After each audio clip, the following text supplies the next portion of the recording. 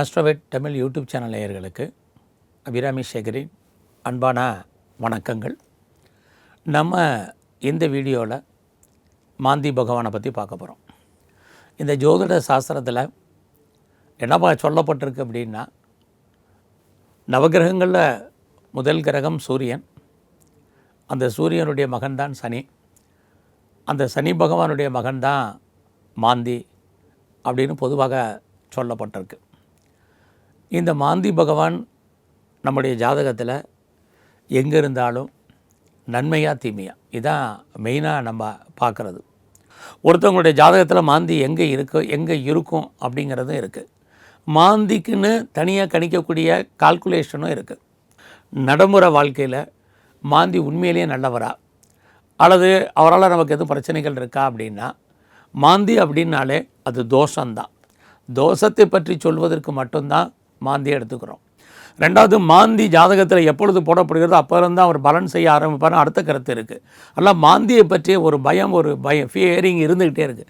எப்படி சனி பகவானை பற்றிய ஒரு பயம், நமக்கு பயம்னாலே சனி தான், சனியை பற்றி ஒரு பயம் இருக்குது, அது மாதிரி மாந்தியை பற்றிய ஒரு பயம் என்பது இருக்குது. ஆனால் மாந்தி எங்கே இருக்குங்கிறத பார்த்து நம்ம அதுக்கான விமோசனத்தை பரிகாரத்தை தேடும் பொழுது கண்டிப்பாக நம்ம வாழ்க்கையில் மிகப்பெரிய மாற்றம் முன்னேற்றம் என்பது கண்டிப்பாக இருக்குது. இப்போ மாந்தி இருக்காரா இல்லையா, அவர் ஜாதகத்தில் வேலை செய்வாரா மாட்டாரா, எந்தெந்த வீட்டுகளில் நமக்கு லக்னத்திலிருந்து இருந்தால் என்ன பலன் அப்படிங்கிறத மட்டும்தான் நம்ம இந்த வீடியோ தொகுப்பு முழுவதுமே நம்ம பார்க்குறோம். ஆக நம்முடைய ஜாதகத்தில் லக்னத்திலேருந்து 4ஆம் இடத்து வரைக்கும் இருந்ததுன்னா தாய் வழியால் வரக்கூடிய சாபம், அல்லையா 5, 6, 7, 8 இந்த 9ஆம் இடங்களில் வரக்கூடிய தந்தை வழியால் ஏற்படக்கூடிய சாபம், மற்றபடி 12ஆம் இடத்துல வர்றது ஒரு குடும்பத்தில் துர்மரணத்தால் வரக்கூடிய சாபங்கள், நம்ம போன ஜென்மத்தில் தெரிஞ்சோ தெரியாமலோ செஞ்ச பாவ புண்ணியத்தின் அடிப்படையில் வரக்கூடிய சாபங்கள் தான் இந்த பிரேத சாபம். ஆக ஒரு ஆன்மா, ஒரு ஆணாக இருக்கட்டும் பெண்ணாக இருக்கட்டும், அது சந்தோஷகரமாக மகிழ்ச்சிகரமாக இல்லாமல் வாழ்க்கையில் ஏதோ ஒரு விதத்தில் கஷ்டப்பட்டு துன்பப்பட்டு அந்த ஆன்மா பிரிஞ்சு அதனால் வரக்கூடிய துன்பம் பிரேத சாபந்தான் இந்த மாந்தியாக நமக்கு ஜாதகத்தில் உருவெடுத்து இருக்கிறார். ஆக இந்த மாந்தியை நம்ம சரி பண்ணாலே நம்ம ஜாதகத்தில் நம்ம வாழ்க்கையில் நமக்கு ஏற்படக்கூடிய அத்தனை பிரச்சனைகளும் தீரும். பொதுவாகவே நம்ம ஜோதிட சாஸ்திரத்தில் நம்ம சூரியன் சொல்கிறோம், சூரியனுக்கு 7ஆம் பார்வை பொது பார்வைன்னு சொல்கிறோம். அடுத்தபடியாக நம்ம அவருடைய மகன் சனி பகவான், அவருக்கு 7ஆம் இடமும் பொது பார்வை, அதுக்கப்புறம் சிறப்பு பார்வையாக 3ஆம் இடத்தையும் 10ஆம் இடத்தையும் பார்க்குறான்னு சொல்கிறோம். இங்கே மாந்தியை பொறுத்த வரைக்கும் பார்வை சொல்லியிருக்கிறாங்க, மாந்திக்கு 7ஆம் இடத்துடைய பார்வை இருக்குதுன்னு சொல்லியிருக்கிறாங்க. ஆனால் நம்ம நடைமுறையில் சொல்லிகிட்ருக்கோம். ஆனால் நிறைய ஆதி நூல்களில் ஆன்சியன் டெக்ஸ்ட்டில் மாந்தியை பற்றி சொல்லும் பொழுது இந்த பார்வையை பற்றி சொல்லலை. அடுத்தபடியாக மாந்திக்கு 2ஆம் இடத்துடைய பார்வை 12ஆம் இடத்துக்குரிய பார்வை இருக்குன்னு ஒரு கருத்து உண்டு.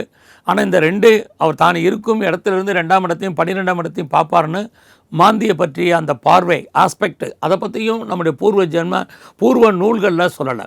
ஆக நம்முடைய பூர்வ ஜென்மத்தை பற்றி சொல்கிறதே இந்த மாந்தியை பற்றி தான் அப்படின்னு தான் சொல்லியிருக்கக்கூடிய அவருடைய பார்வை, அவர் 7ஆம் பார்வை 2ஆம் பார்வை 12ஆம் பார்வைன்னு சொல்லலை.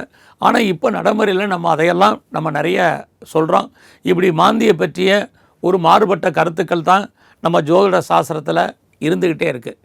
ஆக நம்ம இதுதான் நமக்கு ஜாதகத்தில் மெயினாக மாந்தி பகவான் அவரால் இருந்துகிட்ருக்கு. இந்த மாந்தி பகவான் இப்படி இருக்கிறதுனால நமக்கு ஜாதகத்தில் என்ன பலன்? இப்போ நிறைய பேர் என்ன சொல்லியிருக்காங்கன்னா, மாந்தி நம்ம ஜாதகத்தில் 3, 6, 10, 11 அதில் சில பேர் 3ஆம் இடத்தை எடுத்துக்கிறாங்க, சில பேர் 3ஆம் இடத்தை எடுத்துக்கிறதில்ல. 6, 10, 11 இந்த இடங்களில் இருந்தால் நல்ல பலன்களை செய்வார் அப்படின்னு சொல்லியிருக்கிறாங்க. ஏன்னா நம்ம இந்து சாஸ்திரத்தில் நம்ம ட்ரெடிஷ்னல் அஸ்ட்ராலஜரில் நம்ம என்ன சொல்கிறோம் அப்படின்னா, 3, 6, 10, 11 உபஜய ஸ்தானம், அங்கே பாவகிரகங்கள் இருந்தால் நல்ல பலன்களை செய்வார்கள்.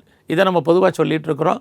அந்த அடிப்படையில் மாந்தி ஒரு பாவம், அதனால் மாந்தி பகவான் இந்த இடங்கள்லாம் இருந்தால் நற்பலன்களை செய்வார் அப்படின்னு சொல்லியிருக்கிறாங்க.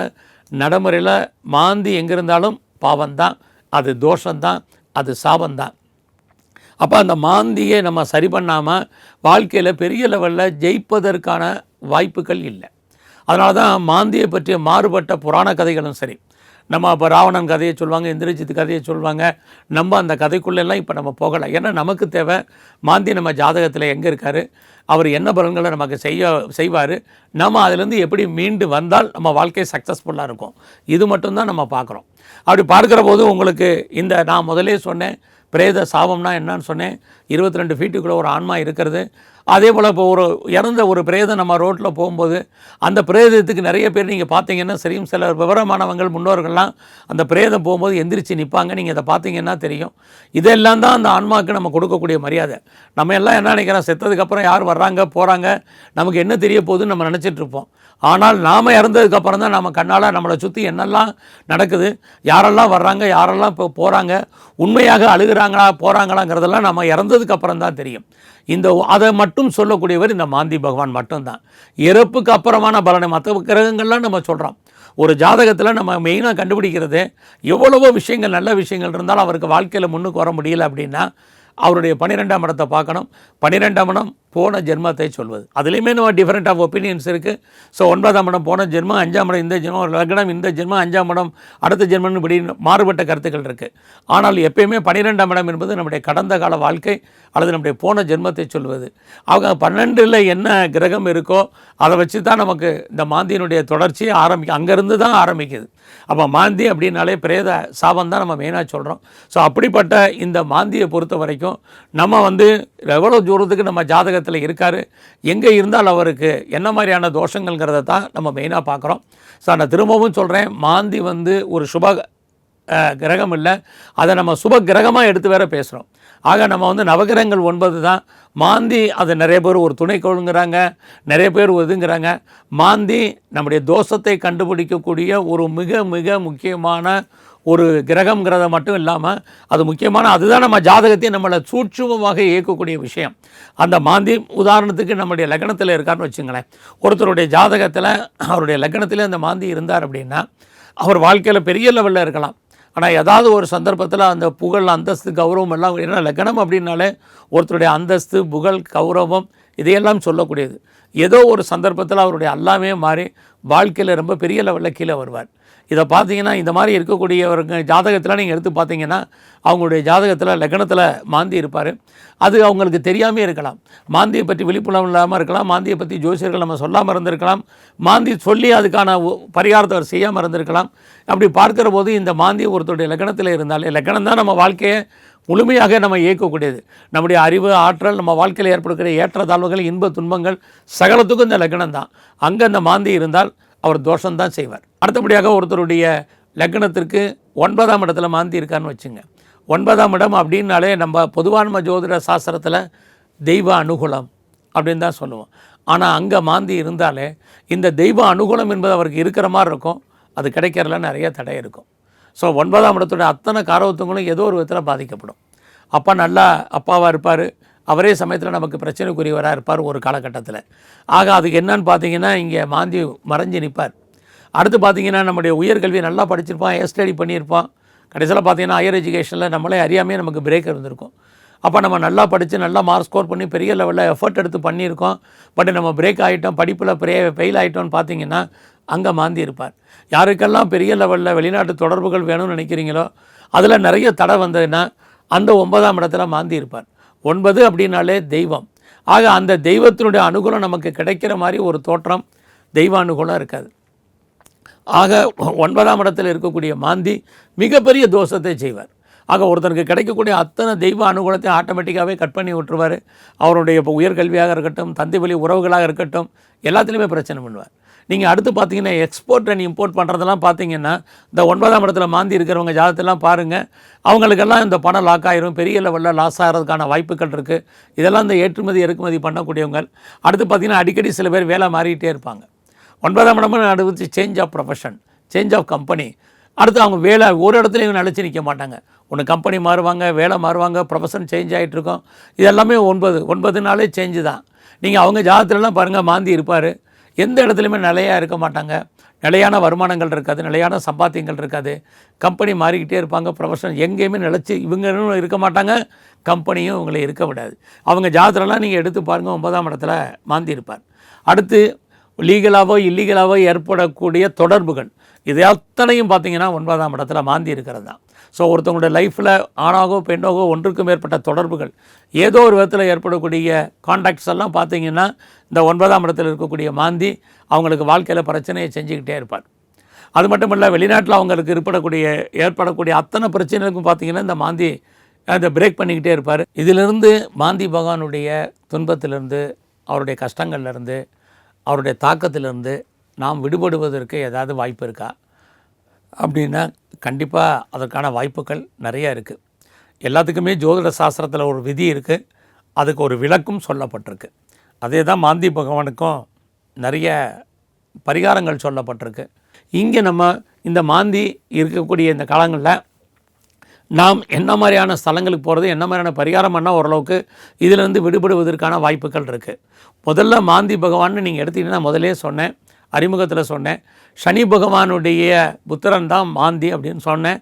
நம்ம கும்பகோணம் பக்கத்தில் திருநறையூர்னு ஒரு ஸ்தலம் இருக்குது. அதுதான் இப்போ சனி பகவானுக்கு மிகப்பெரிய பொங்கு சனியாக இருக்கக்கூடிய ஸ்தலம். அங்கே பார்த்திங்கன்னா சனி பகவானுக்கும் இந்த மாந்தியும் இருப்பார், அவருடைய புதல்வன் குளிகனும் இருப்பாங்க. 2 பேருமே 2 பக்கத்தில் இருப்பாங்க. சேஷ்டாதேவி மந்தாதேன்னு அவருடைய 2 மனைவிகள் அங்கே இருக்கிறது. அங்கே தான் சனி பகவானுக்குன்னு தனி சன்னிதானம், தனி கொடிமரம் எல்லாமே இருக்கக்கூடிய ஸ்தலம். அந்த கோயிலில் ஒவ்வொரு சனிக்கிழமையுமே இந்த மாந்திக்கான பரிகாரத்தை அங்கே பண்ணுறாங்க. வாய்ப்பு இருக்கிறவங்க, தெய்வம் அனுகூலம் கிடைக்கிறவங்க அந்த ஸ்தலத்தில் போய் நாம் அர்ச்சனை ஆராதனை பண்ணி அந்த பரிகாரங்களை நிவர்த்தி பண்ணிட்டு வரும்போது நமக்கு மாந்திக்கான நிவர்த்தி கிடைப்பதற்கான வாய்ப்பு இருக்குது. அடுத்து பார்த்திங்கன்னா நீங்கள் மாந்தியை பொறுத்த வரைக்கும் திருவாலங்காடு மிகப்பெரிய ஸ்தலமாக இருந்துகிட்ருக்கு. நமக்கு திருத்தணிக்கு பக்கத்தில் இருக்கக்கூடிய இந்த திருவாலங்காடு தான் மிகப்பெரிய மாந்திக்கான பரிகார ஸ்தலம். அங்கே ஒவ்வொரு சனிக்கிழமையும் மாந்தீஸ்வரருக்கு மிகப்பெரிய லெவலில் பரிகார ஸ்தலம் பண்ணுறாங்க. அடுத்தபடியாக நம்ம திருநெல்வேலி மாவட்டத்தில் அம்பாசமுத்திரத்துக்கு பக்கத்தில் அரிகேசநல்லூர் இருக்கும். உங்களுக்கு எல்லாம் தெரியும் அரிகேசநல்லூர். அந்த அரிகேசநல்லூரில் இங்கே மாந்தி பகவான் அங்கே இருக்கார். அங்கே பார்த்திங்கன்னா அங்கே சுவாமி அம்பாள் ரொம்ப விசேஷமாக இருக்கும். அந்த ஸ்தலங்களில் அங்கே அரிகேசவர் இருக்கார், பெரியநாயகி அம்மன் இருக்காங்க. அந்த அரிகேசன் அந்த சிவன், அந்த அம்பாள் மிகப்பெரிய விசேஷமான அந்த ஸ்தலம். அங்கே பார்த்திங்கன்னா அங்கே தான் சேஷ்டா தேவி இருக்காங்க. அதாவது நம்ம எல்லாருமே சொல்லுவோம் மூதேவின்னு, மூத்த தேவியை தான் சேஷ்டா தேவின்னு சொல்கிறது. அந்த காலத்தில் அந்த கிட்டத்தட்ட சேஷ்டா தேவி தான் சோழர்கள் காலத்தில் மிகப்பெரிய வழிபடும் தெய்வமாகவும் மிகப்பெரிய பரிகார தெய்வமாகவும் அந்த காலத்தில் இருந்தது. அந்த மூத்த தேவி தான் இப்போ நம்ம வேறு மாதிரி நம்ம சொல்லிகிட்டு இருக்கிறோம். அந்த சேஷ்டா தேவி இருக்கக்கூடிய அந்த ஸ்தலத்தில் கண்டிப்பாக மாந்தி பகவான் அங்கே இருக்கார். அங்கே மாந்தனும் இருக்காங்க, மாந்தினின்னு இருப்பாங்க, 2 பேருமே இருப்பாங்க. அங்கே இந்த சனிக்கிழமை இந்த மாந்தனுக்கு, அதாவது இந்த மாந்திக்கு மிகப்பெரிய அது ஒரு பரிகார ஸ்தலமாக இருக்குது. அங்கே இருக்கக்கூடிய தொடர்பு கொண்டு அந்த மாந்திக்கான பரிகாரத்தை நீங்கள் கேளுங்க. அது உங்களுக்கு மிகப்பெரிய ஒரு பரிகார ஸ்தலமாக இருக்குது. அடுத்து நீங்கள் பார்த்திங்கன்னா கொங்கு மண்டலத்தில் திருமுருகன் பூண்டி, இந்த திருமுருகன் பூண்டிலேயே மாந்தீஸ்வரர் இருக்கார். வாய்ப்பு இருந்தால் அந்த சிவனை நீங்கள் அங்கே வழிபாடு பண்ணுங்கள். அந்த மாந்திக்கான தோஷ நிவர்த்தி இது எல்லாமே நிவர்த்தி ஆகும். இது எல்லாவற்றுக்கும் மேலாக மாந்திக்கான மிகப்பெரிய ஒரு ஸ்தலம் அப்படின்னு சொன்னால் ஸ்ரீரங்கம் தான். ஸ்ரீரங்கத்தில் அம்மா மண்டபத்தில் பரிகாரம் பண்ணுங்கள், மிகப்பெரிய உங்கள் மாந்தியினுடைய தோஷ நிவர்த்தியாகும். 108 திவ்ய தேசத்திலேயே முதல் தேசமாக சொல்லக்கூடிய அந்த ஸ்ரீரங்கத்தில் தான் மிகப்பெரிய மாந்திக்கான பரிகார ஸ்தலமே அங்கே தான் இருக்குது. வாய்ப்பு இருக்கிறவங்க அங்கே நீங்கள் அம்மா மண்டபத்தில் போய் இந்த மாந்தீஸ்வரருக்கான பரிகாரத்தை நீங்கள் பண்ணுங்கள். இது எல்லாமே நீங்கள் பண்ணுறதுக்கு உங்களுக்கு வாய்ப்பு இருக்குது, சந்தர்ப்பம் இருக்குது. அல்லது சந்தர்ப்பம் இல்லைங்கிறவங்க குறிப்பாக நீங்கள் இந்த மாந்தியிலேருந்து நீங்கள் விடுபடணும்னா முதல்ல நம்முடைய முன்னோர்கள், நம்முடைய இறந்த முன்னோர்களுக்கு மெயினாக நம்ம எல்லாமே திதி கொடுக்கறது, சிரார்த்தம் கொடுக்கறது, அவங்களுக்கான புண்ணிய வாசனை பண்ணுறது, என்னென்ன அவங்கள நினச்சி நாம் செய்யக்கூடிய அத்தனை விஷயங்களும் நமக்கு ஏதோ ஒரு விதத்தில் நன்மையை செய்யும். அது மட்டும் இல்லை, இறந்த ஆத்மாக்கள் யாரெல்லாம் இருக்காங்களோ அவங்களுக்கு நம்ம முறையான அவங்களுக்கான மதிப்பு மரியாதையாக அந்தந்த இறந்த திதிகளை நாம் கொடுக்கும்போது கண்டிப்பாக அவங்களுடைய ஆசீர்வாதம் கிடைக்கும். நான் முதலே சொன்னேன், மாந்தினாலே பிரேத சாபம் தான். இறந்தவங்களை சரியாக கவனிக்காமல் இருக்கிறது, உயிரோடு இருக்கும்போது அவங்கள கவனிக்காமல் இறந்ததுக்கப்புறம் அவங்களுடைய வேதனைகளே நமக்கு துன்பங்களாக மாந்தியாக நமக்கு உருவெடுக்கிறது. இதெல்லாம் நம்ம ஜாதகத்தில் இருக்கிறதுனால நம்முடைய முன்னோர்களை நம்ம கண்டிப்பாக நினச்சி பார்க்கணும். ஆக அப்படிப்பட்ட இடங்களுக்கெல்லாம் போய் மாந்தி பகவானை தரிசனம் பண்ணுவோம், அவருக்கான பரிகாரங்களை பண்ணுவோம், பெரியவங்களை வணங்குவோம், இறந்தவங்களை போற்றுவோம். இது எல்லாம் இருக்கும். உயிரோடு இருக்கக்கூடிய நம்முடைய தாய் தந்தைகளை, நமக்கு வயதுக்கு மூத்தவங்களை, வயதானவங்களை, உடல் ஆரோக்கிய குறைவுள்ளவங்களை நம்ம இந்த ஜென்மத்தில் நம்ம அவங்கள வணங்கி வந்தாலே, அவங்கள நல்லா கவனிச்சுக்கிட்டாலே நம்முடைய சந்ததிகளுக்கு இந்த மாந்தி தோஷம் வராமல் இருக்கும். அப்படிப்பட்ட மாந்தி பகவானை வணங்குவோம், போற்றுவோம், அவருக்கான பரிகாரத்தை செய்வோம், அவருடைய அனுகூலத்தை பெறுவோம். நன்றி, வணக்கம்.